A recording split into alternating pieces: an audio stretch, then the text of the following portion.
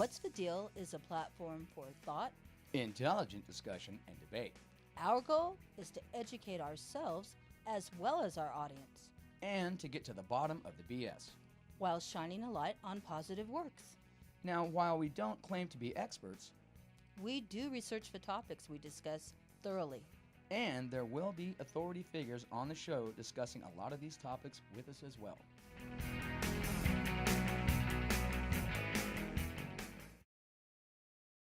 The content of this show is based on our research, our opinions, and the opinions of experts appearing on this program. The information we provide is not intended to replace the advice of your doctor or other professionals. However, we do strongly suggest that you look into and research your condition or situation, get second opinions, and become involved and take an active part in your own health care. Hello, ladies and gentlemen, and welcome to What's the Deal? My name's Dave West. And I'm Lorraine Dorothy. Well, we have another spectacular show in store for all today. We have a local veterinarian, longtime friend, and all-around good guy, Dr. Larry Bosma. Well, Hey, thanks Larry. for inviting me, and I hope to just send good messages out for good health. Well, yeah, Absolutely. that's today's actual topic, is just pet talk with the doc, if you will. That's perfect. Yeah, well, you're more on the holistic side. Right, I'm more natural. My strength is nutritional healing and herbal, those types of things. But I have understandings of other things like homeopathy Awesome. and manipulative medicine using hands and adjustments and things like that to a degree. And I work closely with a chiropractor, only chiropractor up here who's been trained and went to school to treat animals as well. Wow, I didn't even know there was such a thing. That's cool. Right. Well, different angles are required. Right. So people have got to maybe come with their adjustments, and then different animals have different backbone structure and conformation. So it's important to know that you're getting the right angle to Sure. move the bones. Right. Oh, you'd have to know a lot. Well, and you always took great care of my animals. Even Hoover in his last days. Yeah, well, that's the purpose. I Yeah. mean, Yes. do it as well as you can without giving them toxic things. Right. Well, and on that note, so I had a really wonderful lab Dane mix that was a stray. We picked him up. Kids found him. Little itty bitty pup. You know what I mean? Raised him. Shots, training. One of the sweetest, kindest dogs ever. Just a beautiful dog. Passed away of cancer. And Larry here helped out with that. But it's just crazy. It is. I mean, it's crazy. So I'm 55. I don't recall ever hearing Oh, no. of animals dying of cancer. Hoover was the first one for me. All our dogs died of old age. Well, in recent years, I've heard of a couple of other people losing their animals to cancer, but I'm talking about when I was, 10, 12 years old. Right. That just, Well, foods are more wholesome. They're not abated, I'd say poison. They were fresh foods then, coming straight. Right. Weren't as many fertilizers. Truly, the farmers were closer. Local today is considered within 300 miles. Right. Local when I was growing up was, within 20, 25 miles. oh wow. Yeah. Farmers markets or Yeah, things the like that. neighbor market. Yep. So the whole food industry is very vast, and you can see that just by watching advertisements on TV. Sure. Yeah. Well, in regards to toxins in foods, we recently saw on the news, and we're completely unaware, we were completely enlightened by the news, in that the recalls on pet food. Oh yeah, it was alarming because it Just- was the so-called good food, or the higher dollar food. Right. Well, we were spending $50 a bag for Hoover's food. Right. Well, Hoover and Kirby, we had two dogs, but Hoover passed, and then sadly, Kirby passed from a broken heart. Those two were just such the item, and the high dollar food and all of that, and Well, high dollar food isn't necessarily high quality food. Right. right. And so again, the closer we get to what is this particular species food, the basic good health is good nutrition. It starts with, so what does this animal eat in the wild? So a small dog is not going to pull down a beef cow. Right, you know? right. Yeah, Might come right, across logically. a deer, a fox, something like that, and be able to nibble, but they're eating rabbits, rodents. They're eating fowl, birds, things like that, and occasionally fish. So those are things that they can get, and again, everything goes in naturally. In the wild, when if a single animal's pulling down, but in the pack, like with wolves, the hierarchy is the alpha male and female. Right. They get to eat first, and they always go for the organs. That's the Oh, wow. richness of minerals and the richness of vitamins are stored. That's instinct. Yeah, it's instinct, and they get the first option. Makes them some of the strongest, and then that goes down the lineage and help that family unit or pack be strong as well. Wow, interesting. Would You know, you, genetically, as far as genetics speaking. would you say then nutrition's like one of the most important things that we can do for our pets? Absolutely, it's baseline, bottom line. It's true for us. Sure. You know, there are a lot of people feed treats. The treats are fat. There's been studies showing the calories. So when people, I have a graphic that when they're feeding a certain thing, like 3 liver treats for a dog, Yeah. that's the equivalent to feeding like people, feeding people, when you put it in their understanding, maybe 4 or 5 donuts a day. Oh, wow. That type of stuff. That's crazy. It is. That's So you're crazy. not giving your dog a treat at all. No, well, they're killing them with kindness, Right. And and a lot of these dogs get used to being rewarded or gratified, and the people, they don't see it, but the weight creeps on. Sure. The joint Right. problems occur earlier. Right, we see dogs all the time Oh, yeah. that are overweight. Well, it's like fast food with us. fast food with us, but for sure. I mean, we used to eat a lot of fast food, always on the road, stuff like that, and cut a lot of that out, and pounds just start falling off. Oh yeah. But what I was going to say is, in my more youthful years, I was raised around falconry. Mm-hmm. And even back then, they were just talking and saying, if you feed a bird of prey, a hawk or something like that, hamburger, you'll kill it. Yeah. They just can't, Nutritionally incomplete. but just all the fat. Right. Because, red-tailed hawk up here in the high desert is going to be eating jackrabbits, Right. and stuff like that, which are very lean. Yeah. So again, diet, just like with us. Stay close to nature. And there's more makes and models of, let me say food. I'm saying makes and models of food, different varieties under the different manufacturer heading. It's confusing to people. It is. I mean, there's more makes and models than there are makes and models of cars, and I can't keep up with the makes and models of cars, Right. right? So, Right. Well, it's about the almighty dollar. well, it is, You know what I mean? bottom line. Big- People are in business for business now. Sure. There's a growing expansion of some of the more mainline products, doing more like health food and what they call RX foods, Right. to help with nutrition. But again, that's still bottom line. Big corporations, when I see we carry a product at the Pet Nutrition, we try to find out that they're individually owned small companies because they have a passion for doing that. But let's say someone doesn't want to take over the company, and when they sell it, usually it's corporation Right. now. It's eaten, Right. it's And guess gobbled what? up. The Right. corporation is interested in making money, so they start cutting the quality of the nutrients Sure. to The save same dollars. thing happens in our food. Some Absolutely. of the Right. Again, it's- organic companies have been bought up. And Again, it's the almighty dollar. You know what I mean? It's money versus health. Absolutely.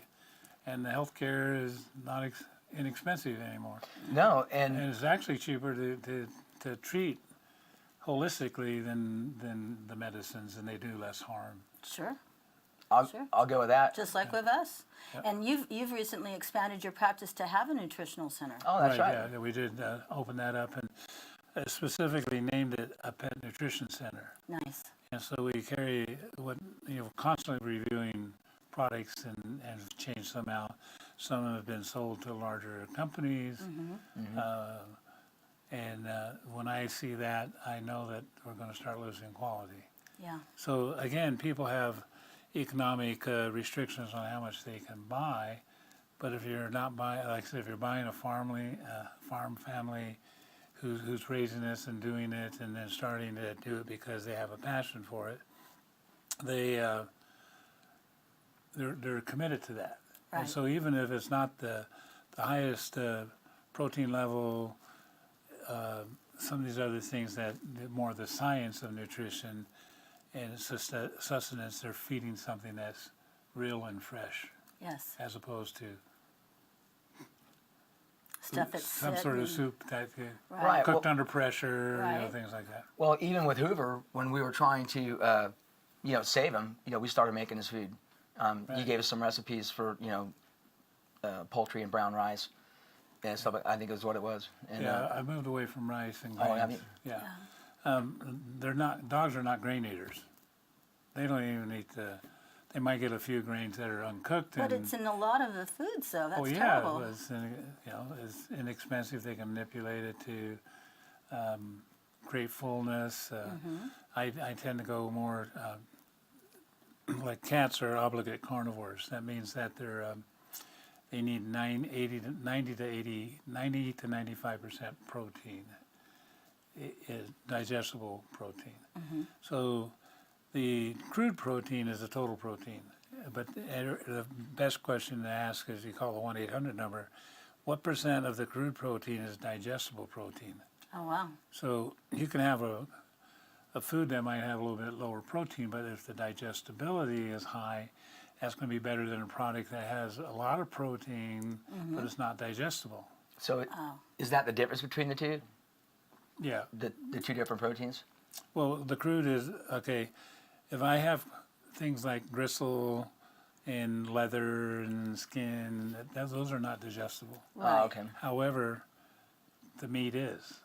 And the best, in my opinion, if you pay the extra dollars to get grass-fed, finished beef, not big operational sheep farms that go straight and get all the chemicals in there to help them get fat.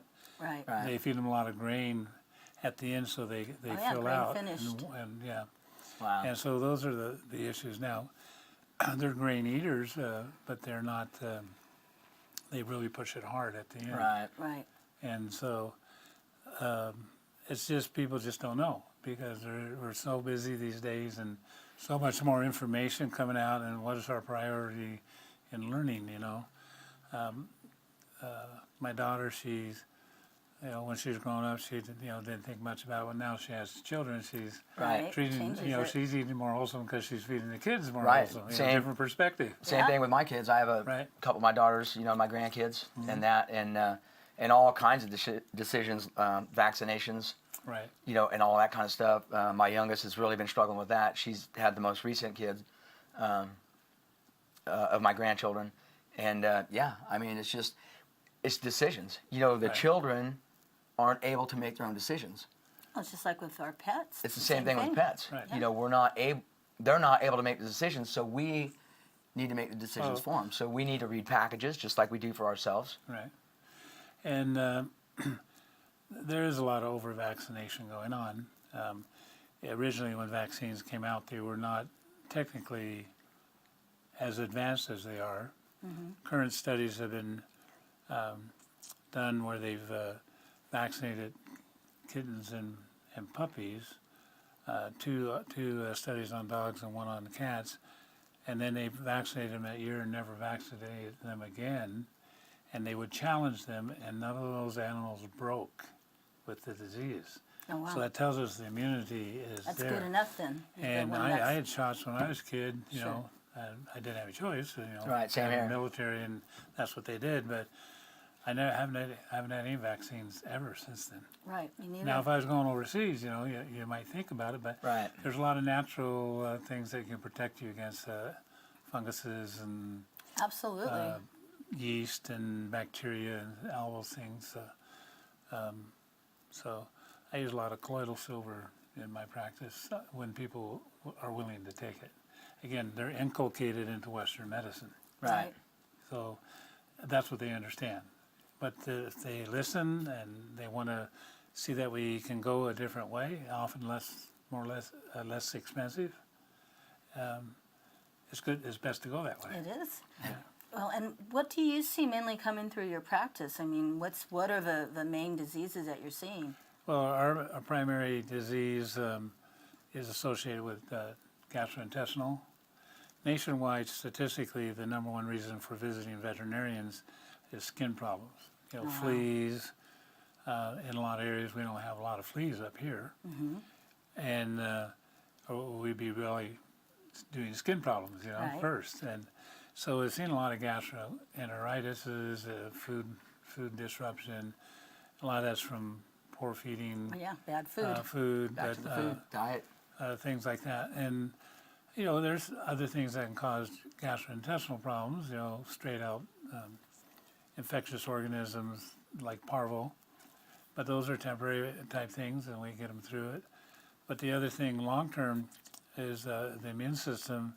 75% plus or minus is housed in the lower intestines. Right. Right. Well, And just like with it's- us, right? Yeah. So, I mean, Your second brain, the gut. right. That's and so you need to keep. You got to think from what's going in the mouth and what's coming out. I Right. mean, and so. well, it is what it is. Yeah, Right. no, it's I true. mean, And one of the concepts when I translate medicine to English, and I think that's why a lot of people come to me because I like doing it. Right. And it's word pictures. So the body's a mountain, the intestinal tract's a tunnel that's going through.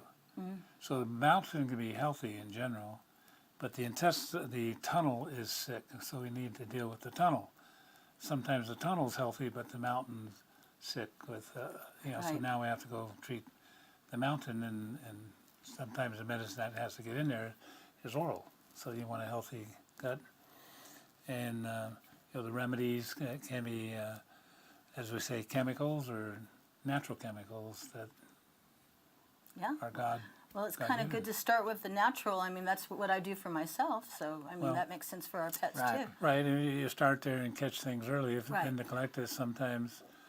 Let me just say, Western medicine is important in critical stabilization. Yes. You know, if you have a broken bone, you're going to need to get it fixed. Sure. But I can heal them faster nutritionally than just having them be casted and restricted. My Right. body in motion stays in motion. Bone needs resistance to heal faster. You got to give them right balance of calcium, vitamin D, and magnesium.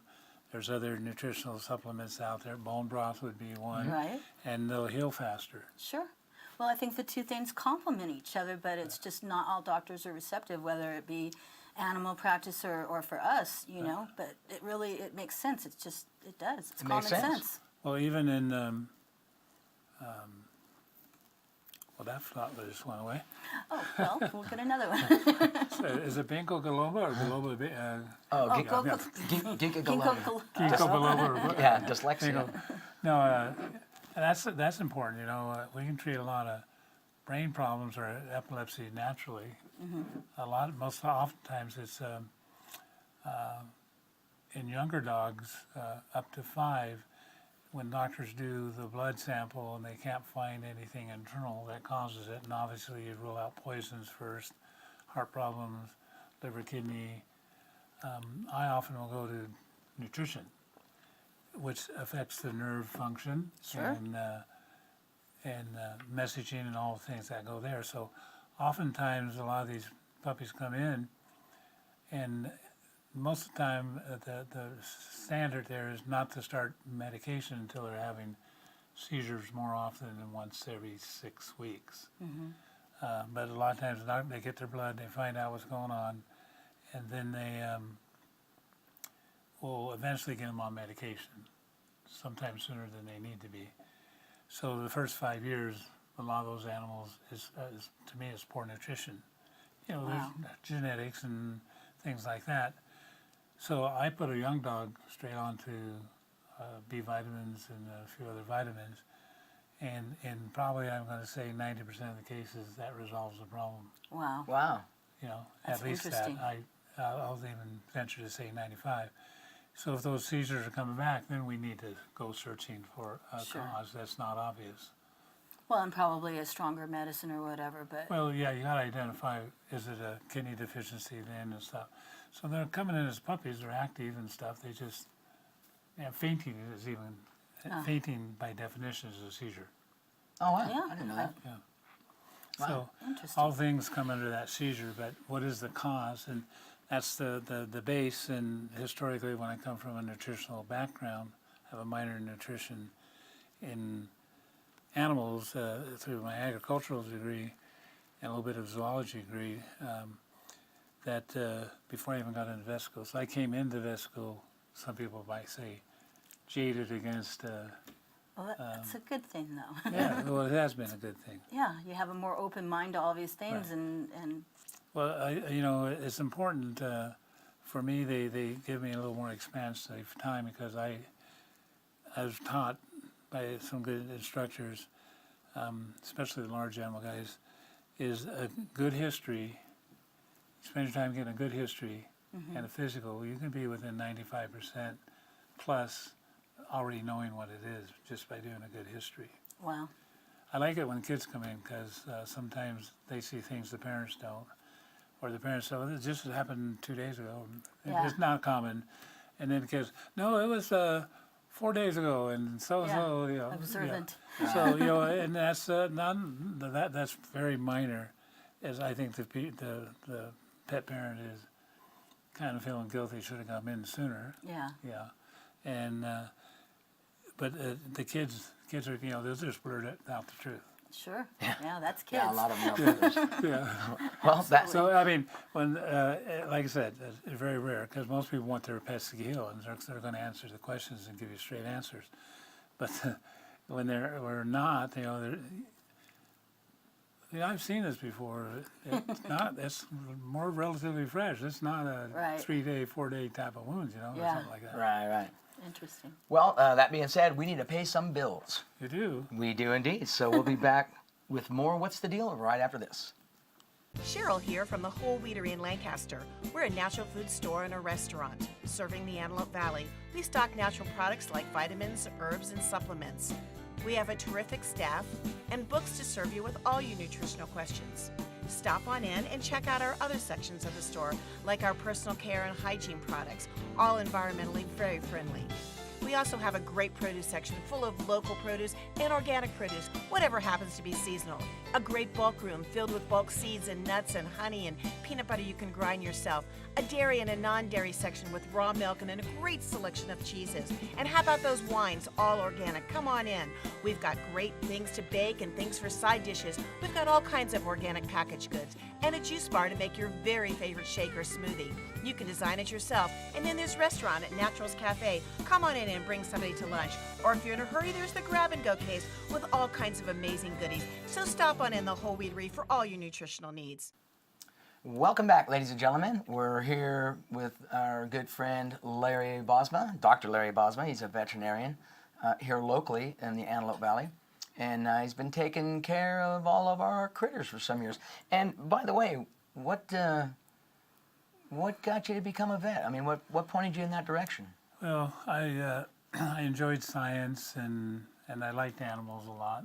You know, there's a limit that my parents would allow. Yeah. But you know, going in ninth grade and way back then, you know, you had to write a report on a potential career or something like that. And I see that they're still doing that. The kids looking at what they may want to do around that time frame.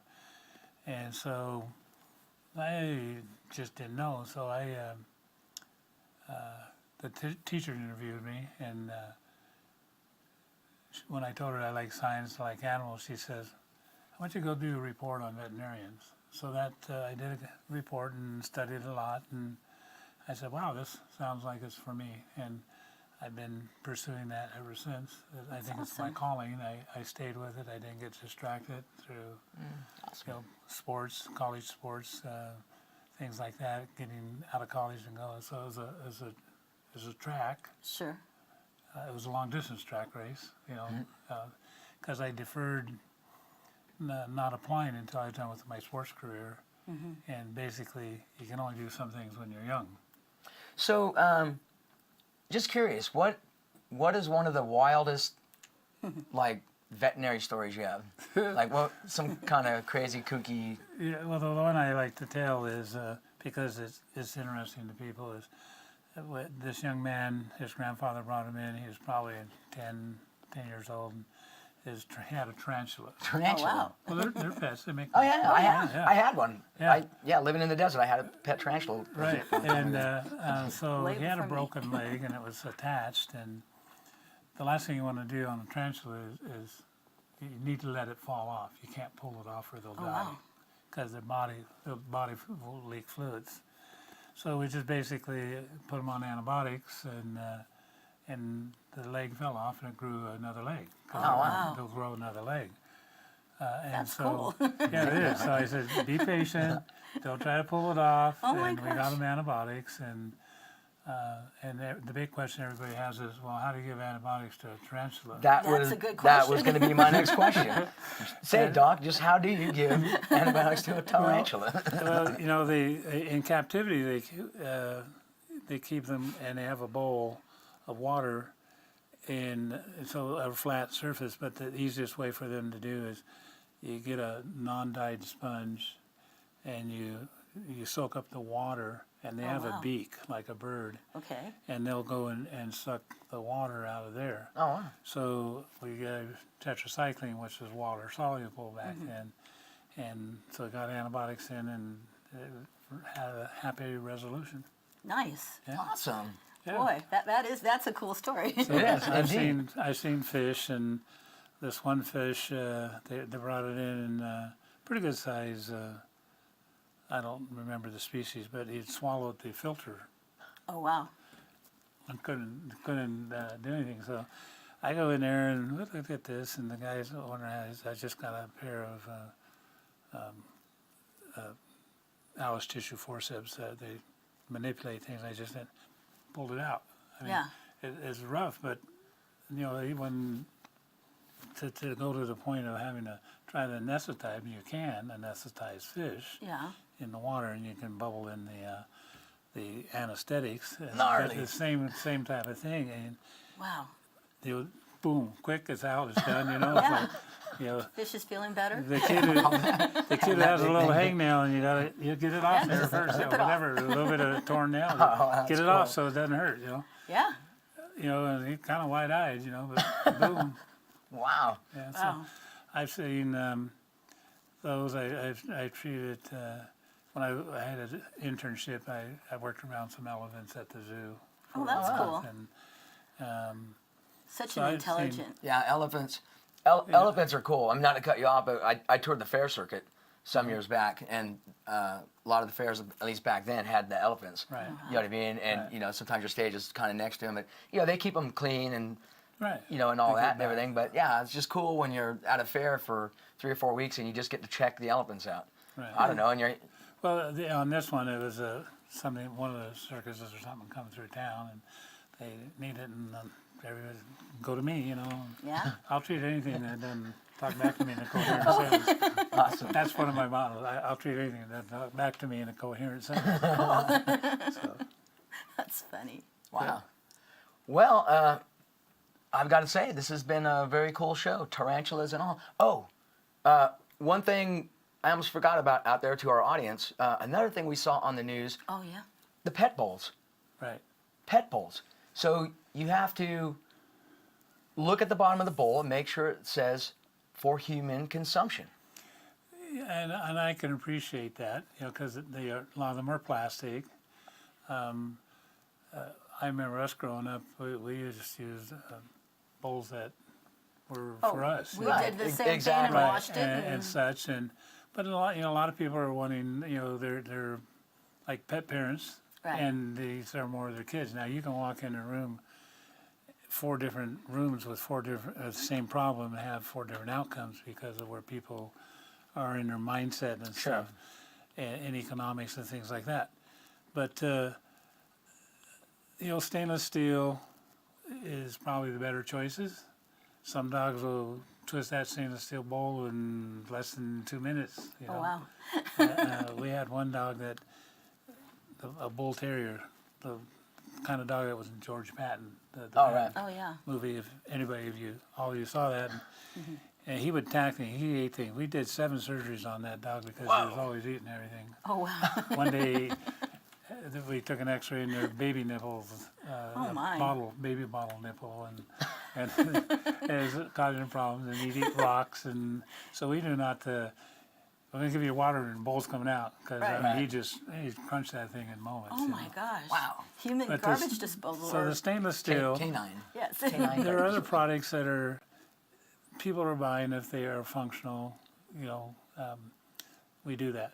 So I mean, it's a good thing because we don't know what's in the plastics, and there's so Right. many different types of plastics and Right. things like that. Yeah, it could be definitely more than just the plain old BPA.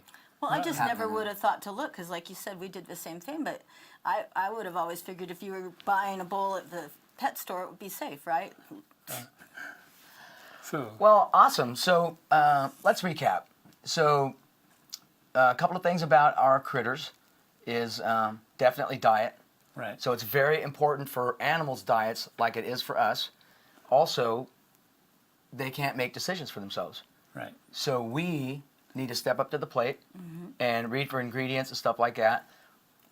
Just like snacks for us, Right. like little snack cakes in wrappers and stuff like that. You know what I mean? Buyer beware. Do a little bit of homework Right. on that. Find some healthier treats. So yeah, we see a lot more diabetes, and I'm sure it's because the dogs they're such an intimate part of the family for so many people that they share, and depending on what you're feeding them, they're not humans. Humans, Right.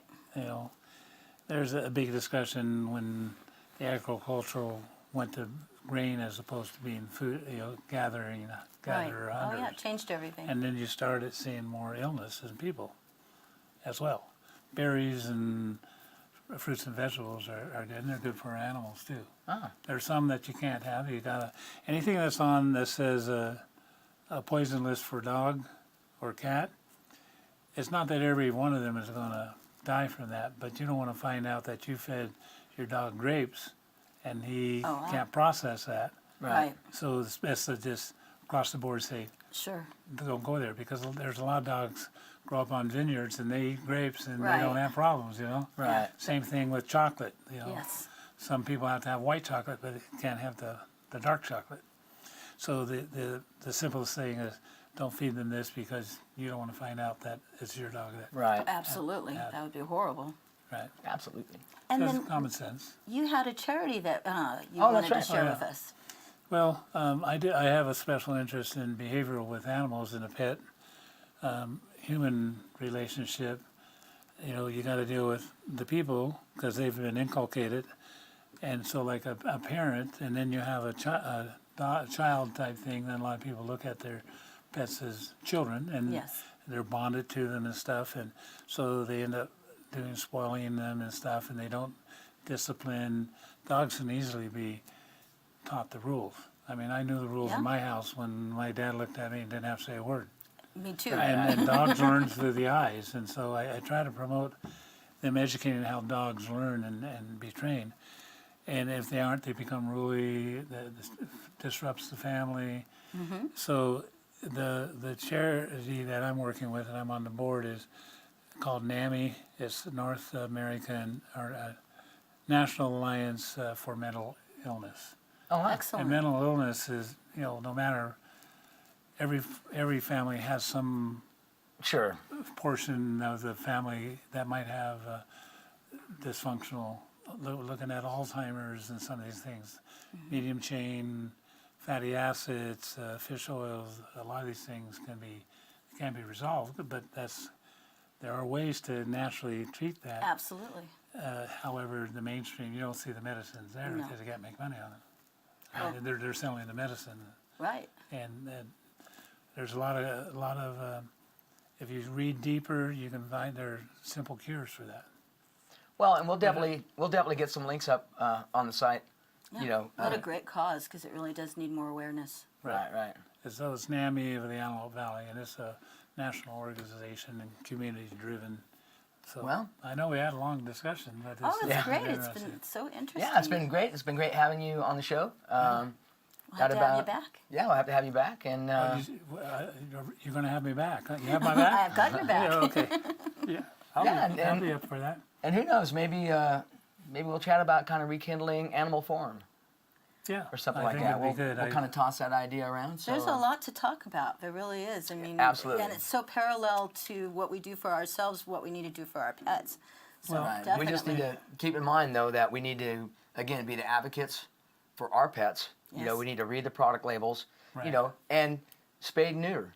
Absolutely. You know, it's up to us to kind of just keep a grip on everything and make sure everybody's healthy and happy. Be responsible Well, pet owners. Right. Yeah. Well, we'll definitely have to have you back on the show. Yes. And again, yeah, maybe we'll kindle something up with Animal Farm. Yeah, I'm looking forward to that. That's our show for today, and we definitely would like to thank Dr. Larry Bosma. Thank you so much for being on the show. All right. Thank Thank you. you, Larry. I enjoyed the This has been conversation. great. Well, again, you know, we just need to make sure that we read the labels and just help take good care of our pets. And that's it for today. Thanks for hanging with us. Yep. Be safe, please be kind, and we'll see you on the next one.